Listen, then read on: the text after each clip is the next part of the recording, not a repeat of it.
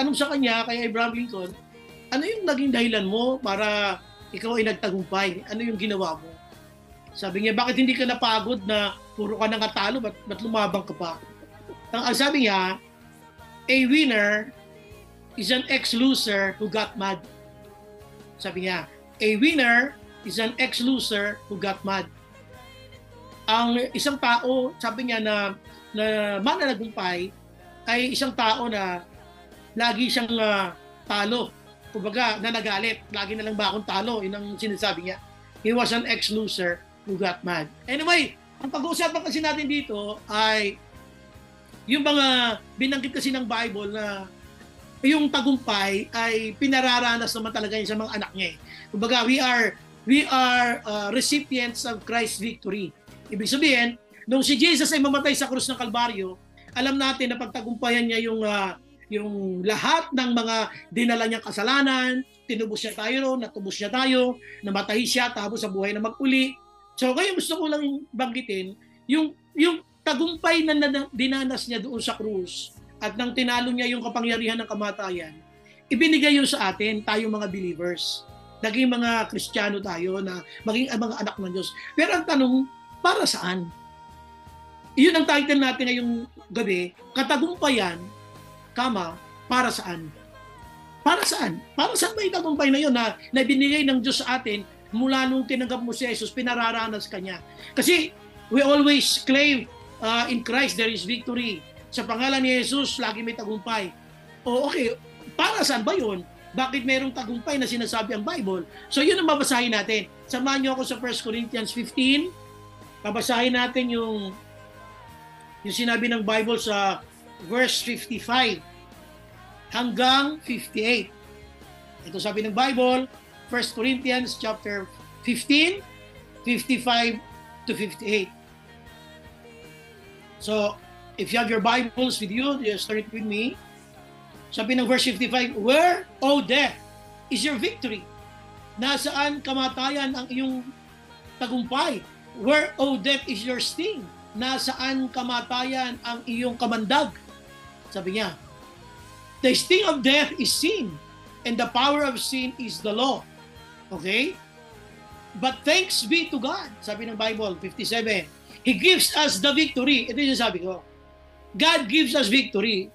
For what purpose? Para saan? But thanks be to God, He gives us the victory through our Lord Jesus Christ. Therefore, my dear brothers and sisters, stand firm.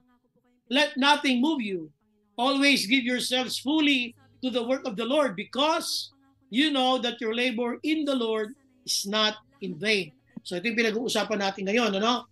So sabi nga ng Bible, salamat sa Panginoong Diyos na binibigyan niya tayo ng katagumpayan sa magitan ng ating Panginoong Hesukristo.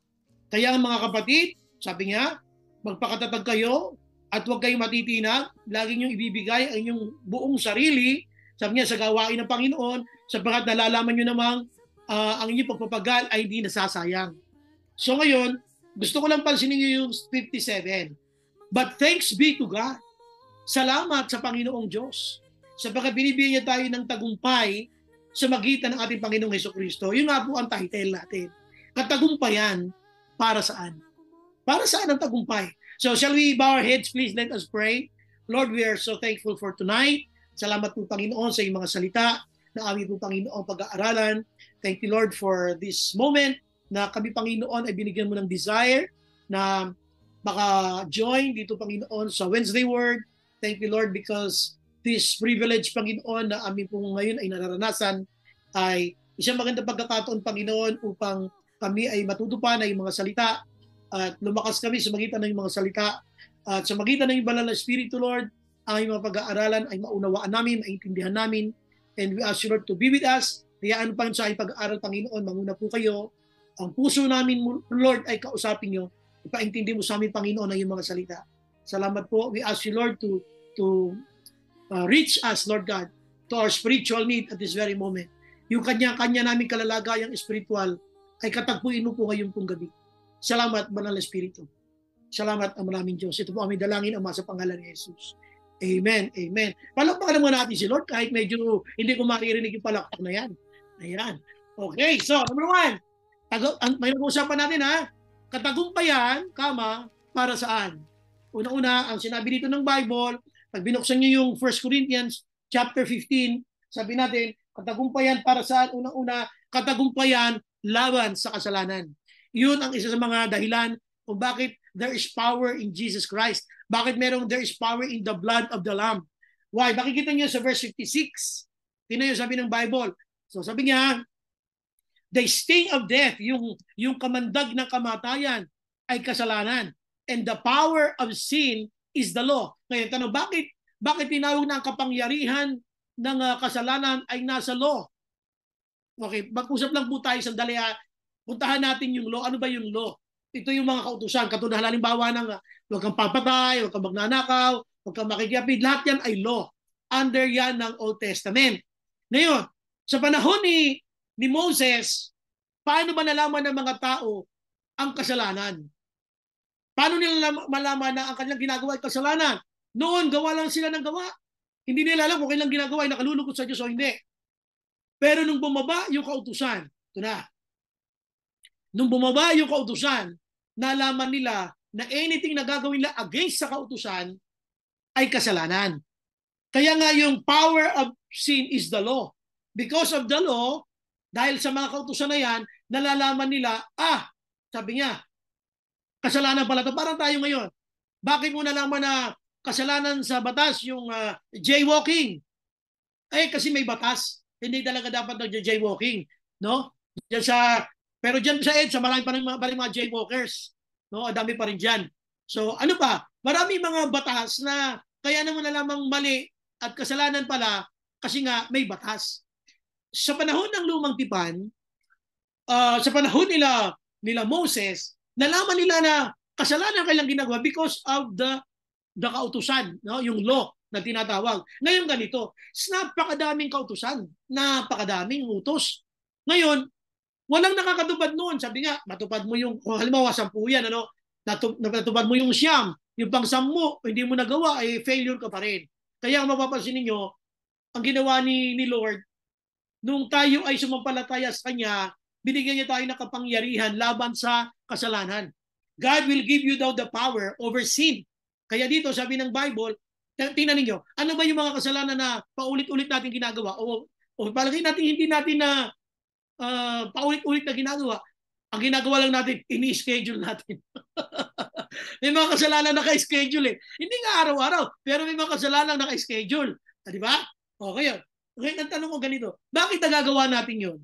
Kasi we allow the power of sin to creep in.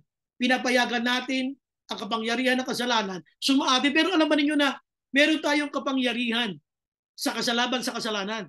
Sabi nga ng Bible, kahit si Paul, sinabi niya, lahat ng klase ng sitwasyon sa buhay na pagdaanan niya Naranasan niya makikahos, naranasan niya malagana, naranasan niya yung mabartulina, naranasan niya makulong. Lahat ng klase ng buhay ng tao, naranasan niya.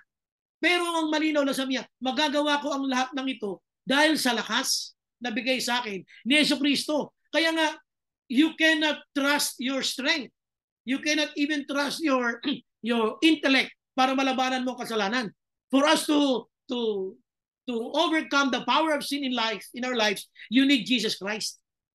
Kaya nga, tingnan nyo, pagka binalikan mo yung unang-unang tinanggap mo si Jesus sa puso mo, mapapansin mo, yung mga dati mong ginagawa, hindi mo na lagi ginagawa ngayon. Dati kung magmura ka, napakaganda ng pagkakamura mo, ang husay ng pagkakabigkas. Kay lutong-lutong, parang peanut brittle.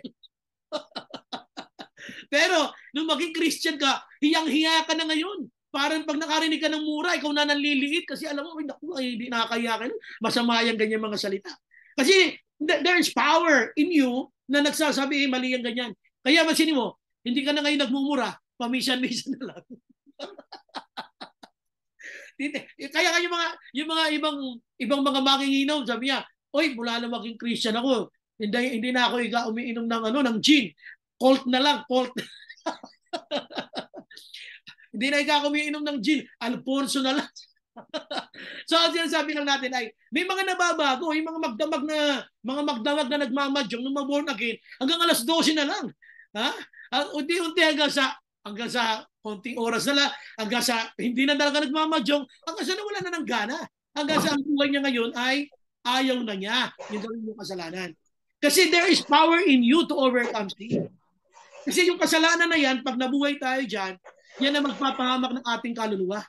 Yan ang magdadala sa atin sa impyerno.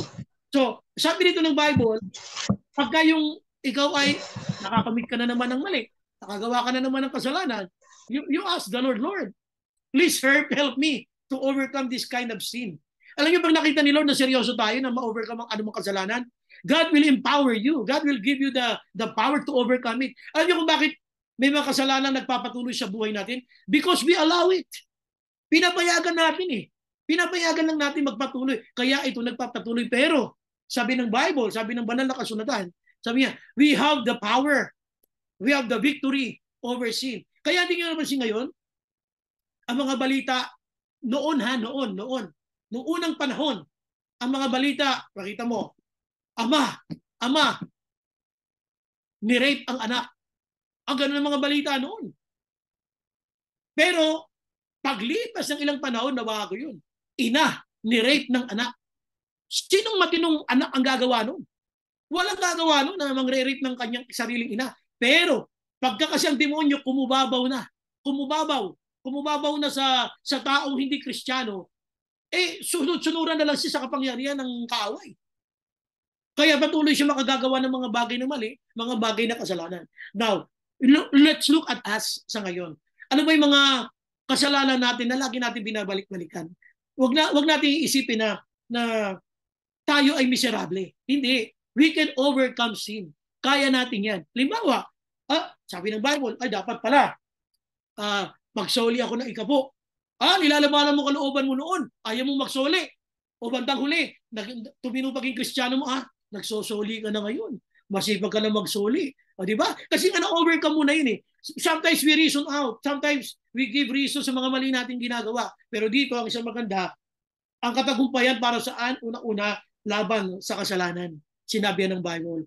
At sinabi rin naman ng Mark 16, verse 15, pababa, sabi niya, lahat tayo ay meron kapangyarihan. Kung kaya mo mag-cast out ng kaaway, kaya mo rin cast out yung mga damdamin na hindi maayos. Hindi mo napansin bakit kaya mo nang magpatawad, kaya mo nang umunawa.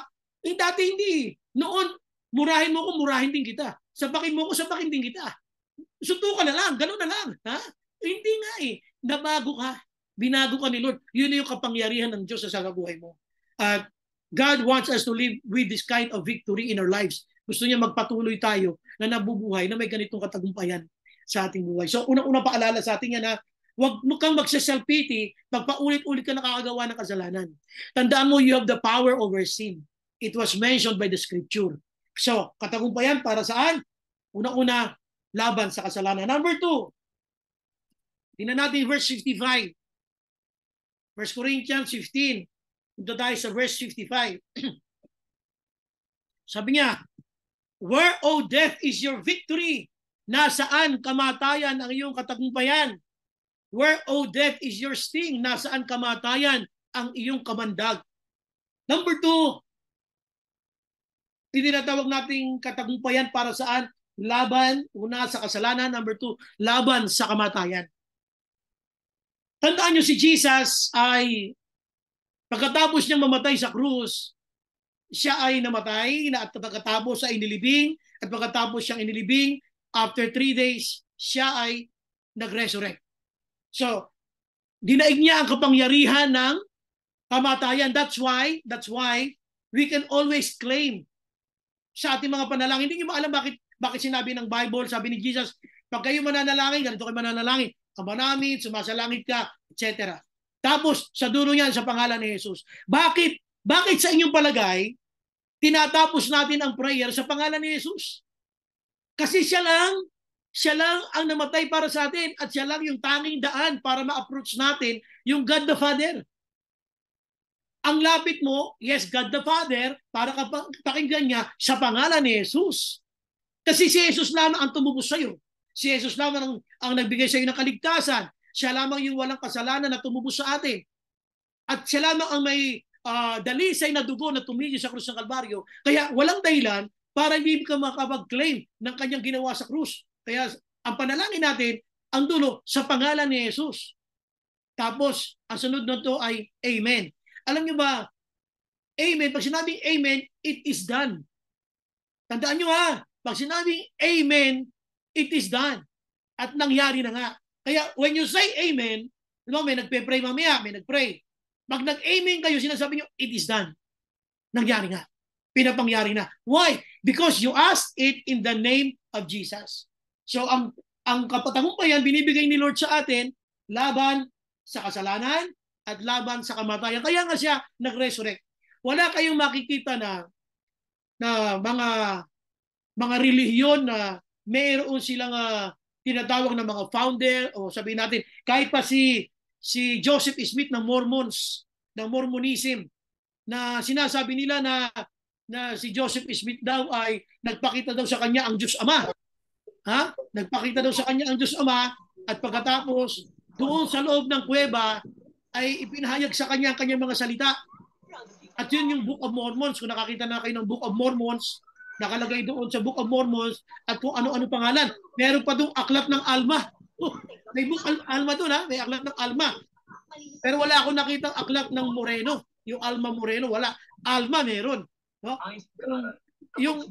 Yung sinasabi ko lang is, yung Book of Mormons gano'n, may mga pangalan gano'n.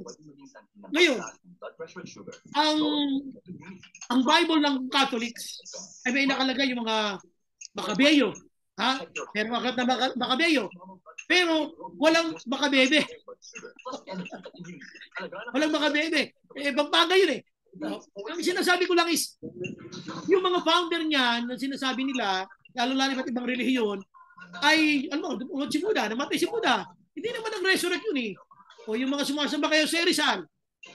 O sobrang galing ni Jose Rizal eh. Sinamba na ng ibang mga Pilipino, kaya may Rizalista. Pero nung mamatay siya sa Rizal, hindi naman muli nabuhay eh. Saksi ang bagong bayan. Pero si Jesus, nung mamatay, nag-resurrect. Yun yung tinatawag natin na dinaig niya yung kapangyarihan ng kamatayan. Kaya sinabi ni Jesus, tandaan niyo ito ha, sinabi ni Jesus, ang sino mang sumampalataya sa Kanya sa mga huling araw ay muling bubuhayin sapagkat tayo din ay overcomers of death. Tayo ay mga mananagumpay tayo laban sa kamatayan. Kaya ang Kristiyano, hindi dapat tayo natatakot pag pinag-uusapan ng kamatayan. Bakit? Kasi hindi ka lang man impyerno pupunta eh. Kaya ka lang naman matatakot kung pinag-usapan ng impyerno pag alam mo gumagawa ka ng kasalanan. Pero pag alam mo nabubuhay ka sa kaayusan, ang usaping kamatayan ay reward sapagkat ikaw ay mapupunta na sa tabi ng Panginoon sa kanyang piling. Pero marami pa rin ang natatakot pag-usapan niya kasi ayaw iwanan yung kanilang mga gamit dito sa lupa. Ayaw iwanan yung kanyang NMAX. Ha? Ayaw iwanan yung kanyang yung kanyang trabaho, yung mataas na posisyon sa trabaho. Ayaw iwanan yung bagong tayong bahay. Ha? Ayaw iwanan yung kanyang traktora sa bukid. Mga ganun, no? Pero alam nyo, kaya ako ito binabanggit. Pag pinag-usapan ng kamatay, it's a reward. It's God's reward na binibigay niya sa mga anak niya na gusto na niya isama sa kanyang piling. So ngayon, dapat ang kamatayan hindi magbibigay sa atin ng takot. Katagumpayan laban sa kamatayan, ibig sabihin, kahit na mamatay ka man sa physical, bubuhayin ka sa huling araw. Kaya dapat ang Christian wala ng takot. Dapat hindi ka na natatakot kasi kapiling mo si Lord naman eh. O ngayon, saan ka kakabahan? Pag alam mo nabubuhay ka sa kasalanan, doon ka lang kakabahan. Dahil baka hindi ako mapunta sa tabi ni Lord. Okay? So yun ang pinag-uusapan natin. Kasi sabi natin, katagumpayan para saan? Una-una, laban kasi ito sa kasalanan. At number 2, laban sa kamatayan. Kung si Jesus ay nabuhay na makuli, dinaig niya kapangyarihan ng kamatayan, then tayo rin. Pag tayo ay namatay, muli tayo bubuhayin sa piling ng ating Panginoon at doon tayo sa kanya, yung ating kaluluwa sa kanyang piling. Okay? Now, punta tayo sa pangatlo. Punta natin yung verse 58. Okay. Sabi ng 58, therefore, my dear brothers and sisters, stand firm. Let nothing move you. Always give yourselves fully to the work of the Lord because you know that your labor in the Lord is not in vain. Kaya nga mga kapatid, sabi niya, mga kapatid kong minamahal, sabi niya, magpakatatag kayo at huwag matitinag. Palagi ninyong ibibigay ang inyong buhay ng buong buo sa gawain ng Panginoon sapagkat alam naman ninyo ang inyong pagpapagal ay hindi nasasayang. Okay. So ano yung pangatlo? Sabi nga natin ay katagumpayan para saan? Ano yung una natin? Laban saan? Kasamaan. Anong kasamaan? Ay, Kasalanan. kasalanan ko. Kasalanan. Laban sa kasalanan. Ano kasi si The Plus? Laban sa kasamaan. Okay, ano kasi Darna? Okay. So, may usapan natin ulit natin. Sabi nga natin, ang ating title ay katagumpayan para saan? Laban saan ang number 1? Kasalanan. Laban sa kasalanan. Number 2, laban sa Kamatayan. kamatayan. At number 3, sabi ni Lord, mga kapatid kong minamahal, sabi niya, magpakatatag kayo, huwag matitinag. Sabi niya, yan ang alam ninyo na ang inyong mga pagpapagal ay hindi nasasayang. Ano yung pangatlo? Laban sa kapagalan. Isabihin, kapaguran. Panlaban yon. Sa pagpagod ka na, minsan gusto mo nang bumitaw. Nabasa ko yan doon sa post ni Shikay. Tapos, nirepost naman ni Kuya Gilo. Nakakita ko yun parang gusto nang bumitaw. Nakita ko yun. Bakit ganun? Pero dito gusto ko lang sabihin pagpagod na, pahinga. Pahinga lang, pero wag hihinto. Diba? Sabi nga natin susuka, pero hindi susuko. Yun, no? Susuka, pero hindi susuko. So, ganun ang buhay Kristiyano. Nakakapagod naman talaga Nakakapagod. At ang what is more tiring is when your emotion is involved. Yan ang very tiring talaga. When you are emotionally tired, everything is very much affected. Kaya nga yung iba, di bali mawala na ng pera, wag lang problema sa emosyon. Ay, ginako. Yung iba nga, kahit nga makaproblema sa spiritual life, wag lang sa emosyon Ito lang ang gusto kong pansinin ninyo Sabi niya, ngayon nalalapit na yung pagbabalik ng Panginoon. Ito yung sinabi niya. Ulitin lang natin. Basahin ko sa English Sabi niya, therefore, my dear brothers and sisters, stand firm. Let nothing move you. Tapos yung kasunod, always give yourselves fully. Grabe. Yun naman tindiran yung fully. Teka, pwede bang aparted muna ako? Teka muna, pwede bang medya-medya lang? Hindi, sabi ni Lord fully. Sabihin mo nga sa sarili mo, fully. Fully. Yung iba hindi nagsasalita kasi nakamute Fully. Fully. Sabihin, buong buo yan, full. Yan full. Tapos, ang matindi dito sa fully na to, tinan nyo nakalagay always. Grabe. Always give yourselves fully. Ay, sa'yo hindi papapagod. Nakakapagal talaga yun. So, always give yourselves fully to the work of the Lord. Ngayon, sabi ko nga ay, ang panglaban, makinig kayo mabuti ang panglaban sa kapaguran, sa kapagalan, ay yung alam mong malapit nang dumating si Lord. Yun ang dahilan kaya binibigyan ng katagumpayan. You have to focus on the cross. Baga, you have to focus your mind, your eyes on the cross para malabanan mo lahat ng kahirapan, lahat ng kapaguran dito sa lupa. Kasi alam niyo, sino ba ang hindi napapagod? Jesus knew that even his disciples were tired. Bakit? Maging yung mga Hudyo na sumusunod sa mga utos ng mga Pariseyo were tired. Kaya nga sabi niya, come unto me, all of you who are heavy laden. Lahat kayo yung mga nangapapagal. Anong sikreto? Si Jesus pa rin Ang pagpagod ka na, ang lapit kay Jesus pa rin. Pag nahihirapan tayo, ang lapit kay Jesus pa rin. Wala kayong pwedeng lapitan Sometimes we are emotionally tired. Tapos minsan we are financially burdened. Ang dami. Tapos you are spiritually distracted. Sometimes you are emotionally bothered. Grabe. Pag samasamahin mo yan, sometimes, pahinga muna ako. Laylo muna ako. Ayoko na. Alam niyo yung pagod? To be honest with you, hindi lang kayo nakakaramdam, lalo na ang mga pastor. Ang mga pastor, every Sunday nagpipreach yan. You have to pray hard, Lord. Ano ang message mo para sa church? Hindi ganun kadali mag-prepare. Lalo-lalo na kung gusto mong i-preach ay isang maayos na preaching. You have to be careful with everything that you have to say. You have to study. Isipin mo kung linggo-linggo kang ganun. Napakahirap nun. Hindi lang naman yung nagagawin mo. O ikaw ay nagtatrabaho pa. O ikaw ay meron pang ibang mga activities.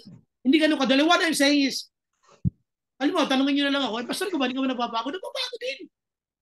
Pero I always choose to look at the cross. Hindi ko nakalimutan yung sinabi ng aking professor. Sabi niya, when you feel tired, sabi niya, go back at the cross. Balik ka lang sa krus. Pag napapagod ka, balik ka sa krus. Tingnan mo lang doon. Jesus endured all the suffering for you and me. Hindi siya huminto, hindi siya bumitaw. Nagpatuloy siya hanggang doon sa krus. Sabi nga sa inyo, the reason why, because our names were on His mind. Naiisip na tayo at that time. Kaya isipin lang natin, pag napapagod ka na, pag nahihirapan ka na, okay lang umiyak kay Lord. Just cry out to God, Lord, I'm tired, Lord, papagod po ako. Lord, what do you want me to do? Lord, pwede ba magpahinga ako sa presence mo? Lord, pwede bang pahinga lang muna ako sa presence mo? Pwede naman eh. Iyak ka lang kay Lord. Bisa nga, that's the best way you can do is to relieve yourself. Just cry out to the Lord. Yun lang pwede mong gawin eh.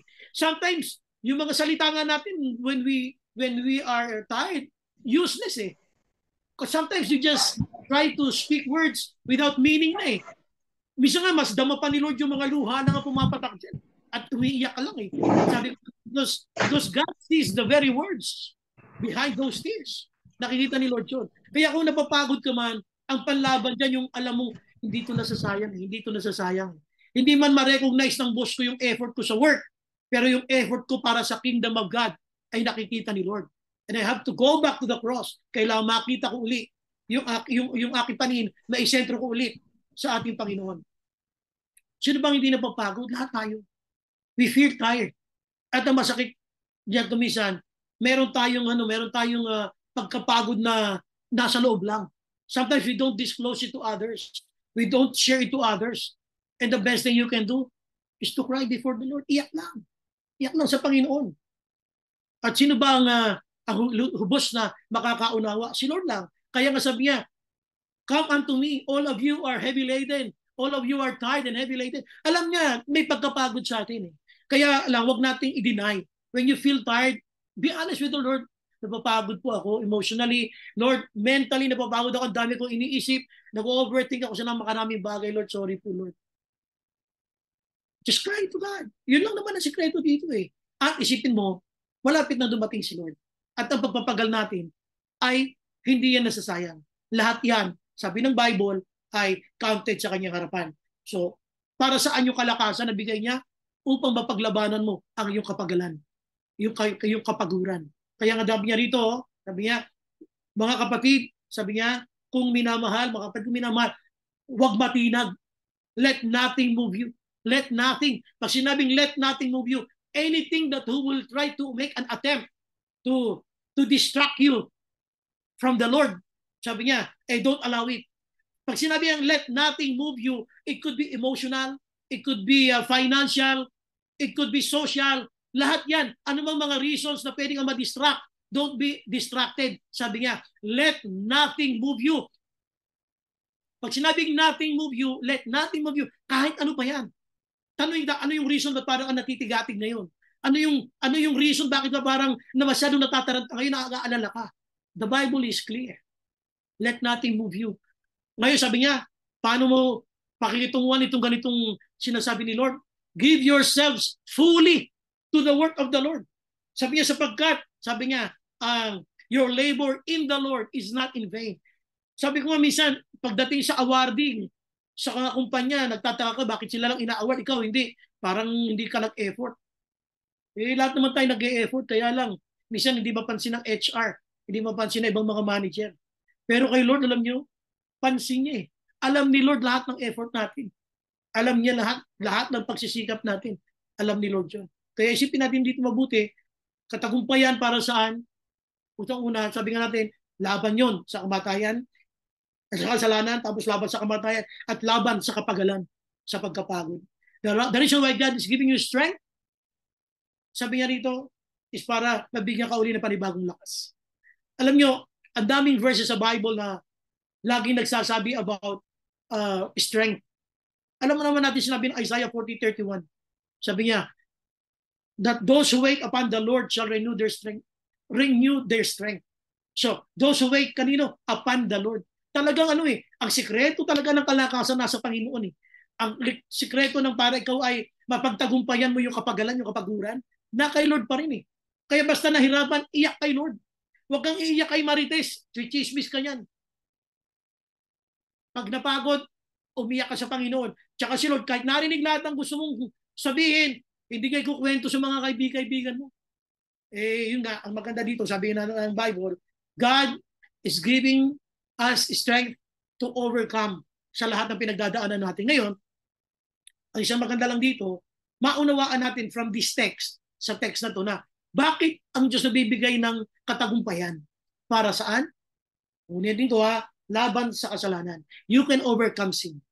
Number 2, laban sa kamatayan. So, hindi ka dapat matakot sa kamatayan. Sabi ko nga sa Bible, reward ang kamatayan sapagkat ikaw ay makakatabi niya sa iyong piling.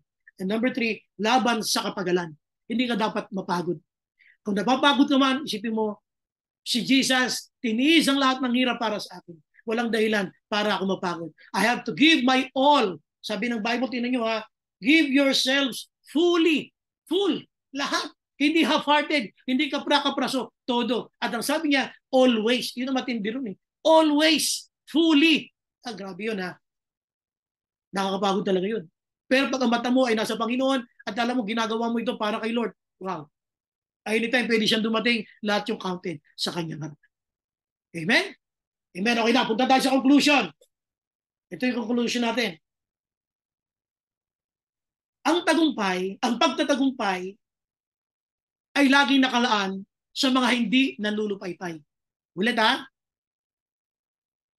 Ang pagtatagumpay ay laging nakalaan sa mga hindi nanlulupaypay. Ibig sabihin, okay lang mapagod, pero wag kang manlulupaypay na ayaw mo na.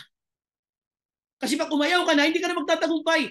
Those who win are the consistent. Ang mga nananalo lang ay yung mga consistent. Pero pag nanlupaypay ka na, bumitaw ka na, umayaw ka na, ay hindi ka na magtatagumpay kasi bumitaw ka na Tandaan nyo, those who win are the consistent ones. So dito, kung nakapagod ka man, okay lang man lupaypay, pero huwag kang magtatambay. Okay lang man lupaypay, pero huwag kang tatambay. Sapagkat ang buhay ay may dahilan para magpatuloy yan para sa Panginoon. So okay lang tayo makaranas ng pagod, okay lang. Pero hindi mo dapat tanggapin na hanggang dito ka lang. Ang tagumpay binibigay sa mga hindi huminto, sa mga hindi nalulupaypay. Sila sa mga nagpapatuloy, nandoon ang pagtatagumpay. Okay lang makaranas ng panlulupaypay, pero hindi ka dapat tumambay. Okay? Sapagkat pag tumambay ka dyan, paano ka ba magtatagumpay? Hinayaan mo lang mabuhay ka sa kawalan ng pag-asa at sa pagkatalo. Hindi ka na magtatagumpay. Okay? So ang pagtatagumpay, nando sa mga consistent. Oo, alam ko napapagod ako pero laban pa rin ako. Hindi ako pwedeng huminto sapagkat lahat ng ginagawa kong ito ay hindi nasasaya. At itong lahat ng ito ay para sa Panginoon. Okay? So mga kapatid, thank you so much sa mensahe ng Panginoon ngayong gabi. Kapag kayo po ang aming kasama, Panginoon, wala man sino ang laban po sa amin, Panginoon. We are more than conqueror, Panginoon. Victorious life, Panginoon. Salamat po.